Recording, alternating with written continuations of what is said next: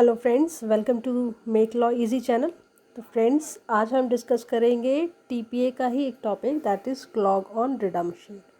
तो बेसिकली जो आपका सेक्शन 60 है ट्रांसफ़र ऑफ प्रॉपर्टी एक्ट में, वो बात करता है right of redemption of a mortgagor. मतलब मॉर्गेजर का जो प्रॉपर्टी को रिडीम करने का, प्रॉपर्टी को वापस क्लेम करने का, वापस अपने पास लेने का जो राइट होता है, उसके बारे में बात करता है सेक्शन 60।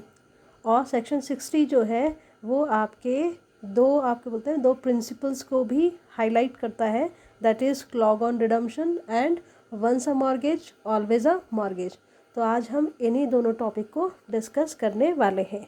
तो क्लॉग ऑन रिडम्पशन जो है, इसमें ना जो भी मतलब मैंने इसमें देखिए कुछ इसकी मतलब मीनिंग लिखा है इसका जनरल सेंस में, तो मैंने और करके लिखा है। आपको इसमें से जो भी ठीक लगे आप उसको अपने एग्ज़ाम पॉइंट ऑफ व्यू से नोट करके उसे लिख सकते हैं। फाइन। वीडियो स्टार्ट करने से पहले आप लोगों से रिक्वेस्ट है कि अगर आपको वीडियो पसंद आता है तो प्लीज़ इसे लाइक, सब्सक्राइब और शेयर ज़रूर करें, और साथ ही साथ में कमेंट भी करें। अगर कोई आपको कोई क्वेरी है या फिर कोई आप इम्प्रूवमेंट चाहते हैं मेरे वीडियोस में, तो आप कमेंट करके बता सकते हैं। तो चलिए बढ़ते हैं वीडियो की तरफ। तो सबसे पहले हम ना क्लॉग ऑन रिडम्पशन की बात करेंगे। तो ये जो कॉन्सेप्ट है, the concept of clog on redemption is a legal doctrine that protects the rights of a mortgagor to redeem his or her property from a mortgagee after paying off the loan amount and any interest due।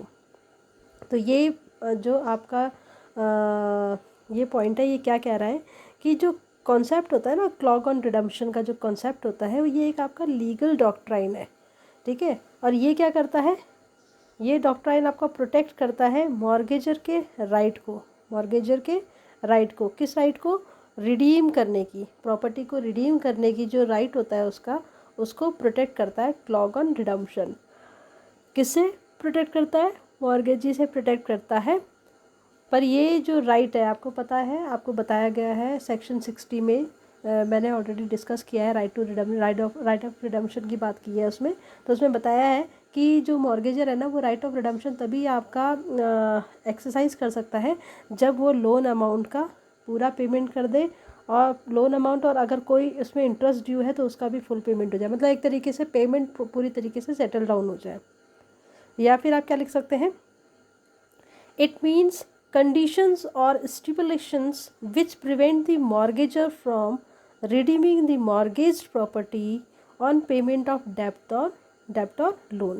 तो ये क्या कहता है, इसका मतलब है कोई भी ऐसी कंडीशन या स्टिपुलेशन जो आपका मॉर्गेजर को उसकी प्रॉपर्टी को रिडीम करने के राइट को क्या करती है, रिडीम करने के राइट से उसे प्रिवेंट करती है, उसे रोकती है जब वो अपना पूरा डेप्ट या लोन जो है वो पेमेंट कर देता है या करना चाहता है, तो वो आपका क्लॉग ऑन रिडम्पशन कहला जाएगा। क्लॉग ऑन रिडम्पशन मतलब एक तरीके से जो उसकी प्रॉपर्टी रिडीम करने की जो अथॉरिटी है, जो राइट है, उस पर उसके आगे कोई बाधा उत्पन्न करना।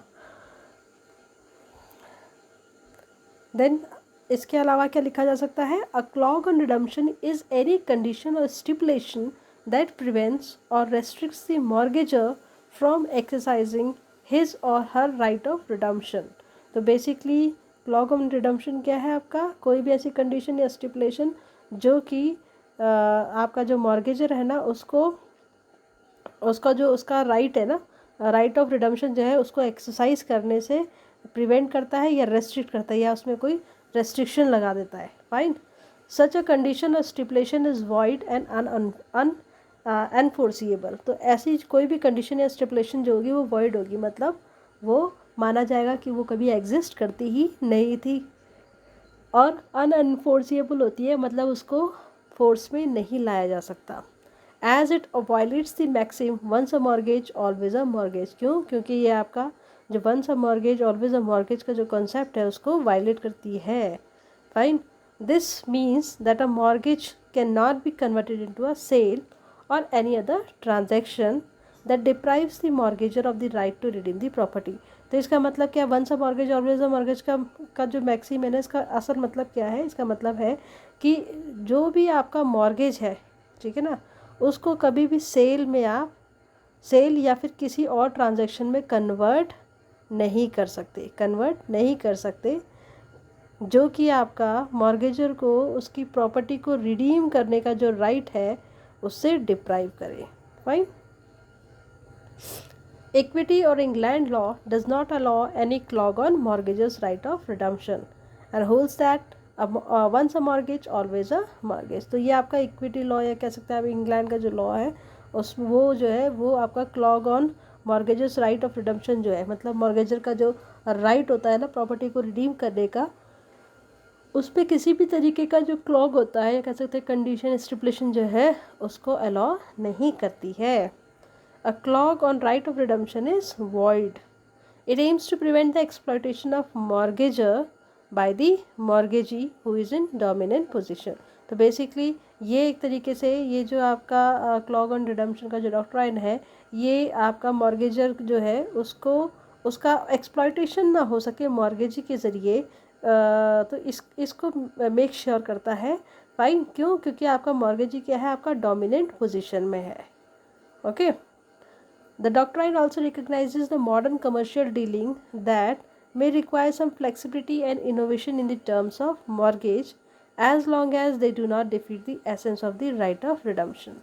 तो ये जो डॉक्ट्राइन है ये एक तरीके से इस बात की तरफ भी रेफ़र करता है कि आपकी जो मॉर्गेज की जो टर्म्स और कंडीशन है उसमें आपका फ्लेक्सिबिलिटी और इनोवेशन की जा सकती है, पर कब तक या किस लेवल तक, कि जब तक वो आपका जो मॉर्गेजर है उसके राइट ऑफ रिडम्पशन जो है उसको डिफीट नहीं करता है।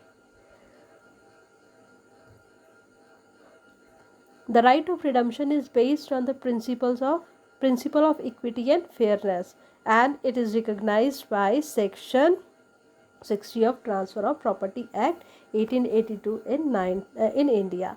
तो ये हम सेक्शन ऑलरेडी इससे पहले वाले वीडियो में डिस्कस कर चुके हैं। तो कुछ examples of clause on redemption जो है मतलब कौन कौन सी कंडीशन या क्लॉज जो है वो आपका एक क्लॉग की तरह माना जाएगा रिडम्पशन, मतलब जो राइट टू रिडम्पशन एक्सरसाइज करने में। तो सबसे पहले एक बात आती है लॉन्ग टर्म मॉर्गेजेस।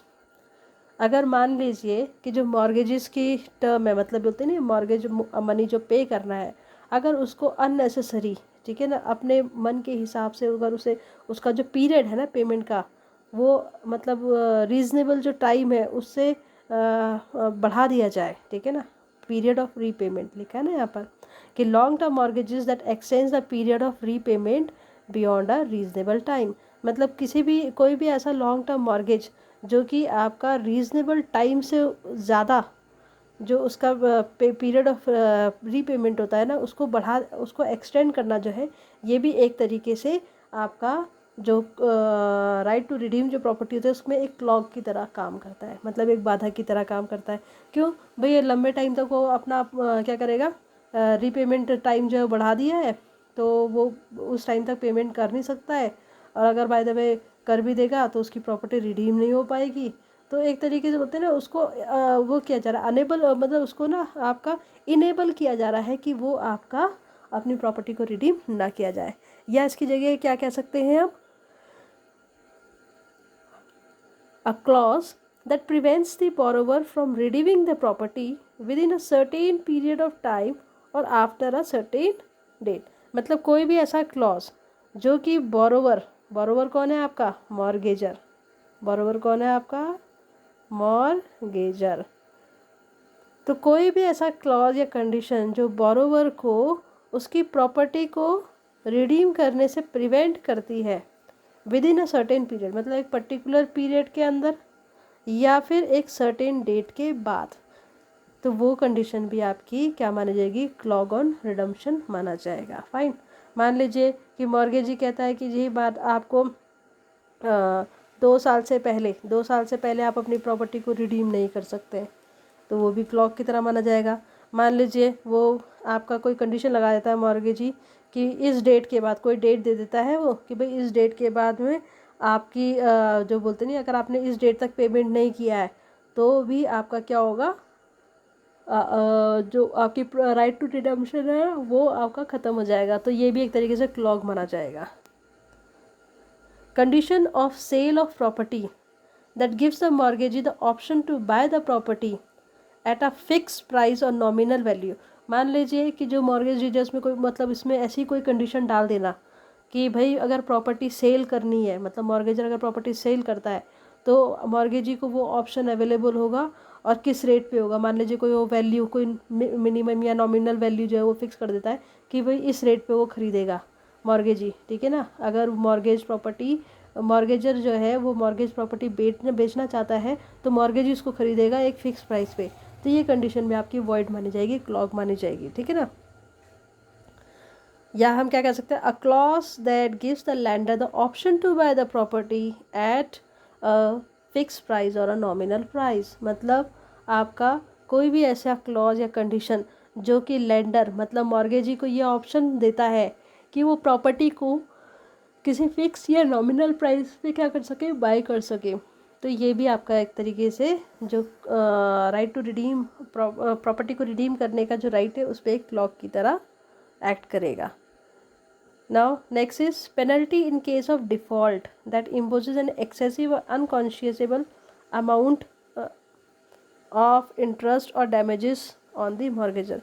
मतलब मान लीजिए कि कोई ऐसी कंडीशन है या कोई ऐसी उसमें क्लॉज डाल रखा है कि जो क्या कहता है कि अगर डिफ़ॉल्ट मतलब किसी केस में अगर मॉर्गेजर जो है वो पे करने में या कोई बोलते नहीं है कोई अगर उसे रूल फॉलो करने में फाइन, अगर वो आपका कहीं डिफ़ॉल्ट कर देता है, मेनली तो बात इसमें पेमेंट की आएगी कि अगर मान लीजिए मॉर्गेजर कहीं भी आपका पेमेंट में डिफ़ॉल्ट करता है तो उस केस में क्या होगा, उसमें अननेसेसरी या एक्सेसिव ये बोलते नहीं है इंटरेस्ट, ठीक है ना, इंटरेस्ट उसके ऊपर थोप देना फाइन, या ज़्यादा उसको डैमेजेस मतलब कंपनसेशन देने के लिए मॉर्गेजर को कहना, तो ये आपका सारा आपका क्लॉक की तरह काम करेगा।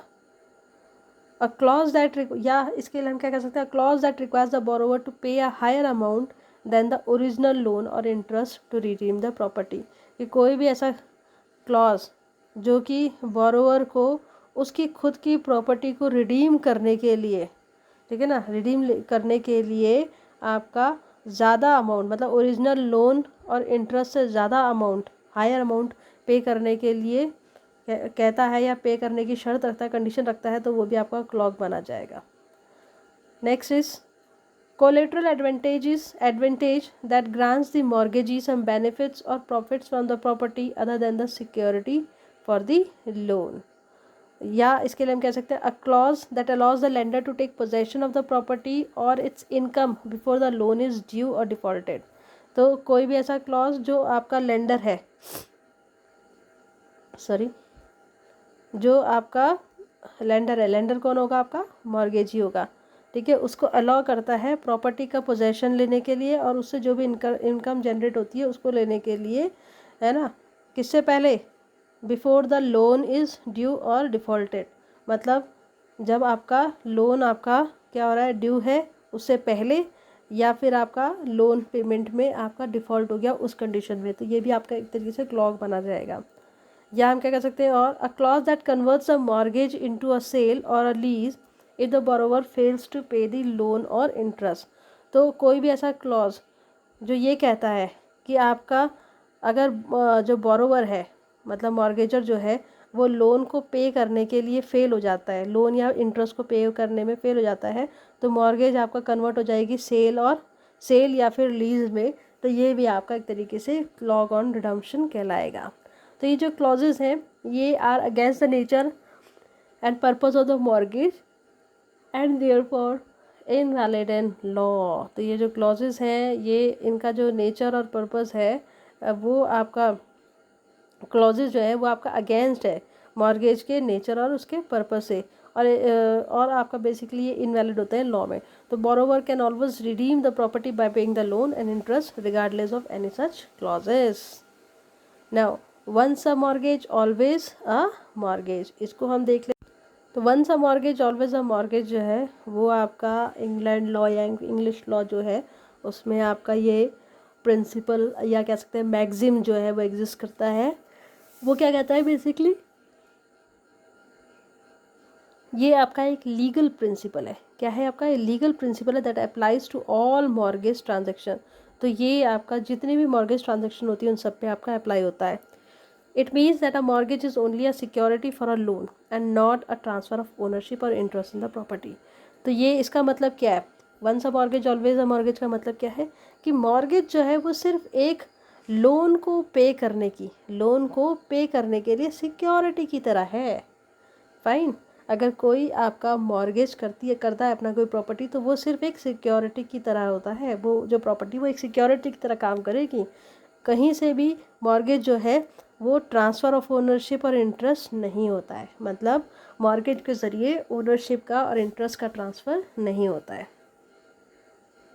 The borrower, that is mortgager, has the right to redeem the property by paying off the loan and an interest or cost. तो क्या कहते हैं कि जो आपका मॉर्गेजर होता है ना, उसके पास में प्रॉपर्टी को रिडीम करने का राइट होता है जब वो अपना लोन वगैरह या जो भी उसमें इंटरेस्ट है उसको पे कर देता है। The right of redemption cannot be taken away or restricted by any agreement or clause in the mortgage deed. तो ये जो right of redemption जो होता है ना, मतलब once a mortgage always a mortgage क्या कहता है कि जो राइट ऑफ रिडेम्पशन होता है ना, ये किसी भी तरीके से मॉर्गेजर से छीना नहीं जा सकता। चाहे आप मॉर्गेज डीड में कोई भी एग्रीमेंट या क्लॉज डलवा लो, ठीक है, कोई भी मॉर्गेज डीड में कोई भी एग्रीमेंट या क्लॉज जो है वो आपका मॉर्गेजर के इस राइट को ख़त्म नहीं कर सकता या इस राइट को प्रिवेंट नहीं कर सकता। Any provision that tries to make the mortgage irredeemable or conditional on some event is void and invalid. तो कोई भी ऐसा प्रोविज़न, ठीक है, मॉर्गेज डीड में कोई भी ऐसा क्लॉज, कंडीशन या प्रोविज़न जो है वो आपका वॉइड या इनवैलिड होगा जो कि प्रॉपर्टी को मतलब ये जो प्रॉपर्टी का जो रिडीम करने का जो राइट होता है ना उसको कंडीशनल बना दे या प्रॉपर्टी को ही इररिडीमेबल बना दे, मतलब ऐसा बना दे कि मॉर्गेजर जो है वो उसको रिडीम ही ना कर सके, तो वो आपका वॉइड और इनवैलिड होगा। This principle protects the borrower from being exploited or deprived of their property by the lender. तो ये जो है ये आपका जो मॉर्गेजर है, बोरोवर कौन है आपका, मॉर्गेजर को ना उसके मतलब मॉर्गेजी के ज़रिए एक्सप्लॉइट होने से बचाता है ताकि वो अपनी प्रॉपर्टी से डिप्राइव ना हो, उसको रिडीम करने से डिप्राइव ना हो। तो ये जो मैक्सिम है, it ensures that borrower's right of redemption is not violated और कॉम्प्रोमाइज बाय द लेंडर। तो बेसिकली ये हमारा क्लॉग ऑन रिडेम्पशन और once a mortgage always a mortgage का कॉन्सेप्ट कंप्लीट हो गया। आई होप आपको इसमें समझने में हेल्प मिली होगी और आपको ये वीडियो से आपके स्टडीज़ में भी आपको हेल्प मिलेगी। तो चलिए फिर मिलते हैं हम नेक्स्ट वीडियो में। Till then bye bye and please like, subscribe and share ज़रूर करें।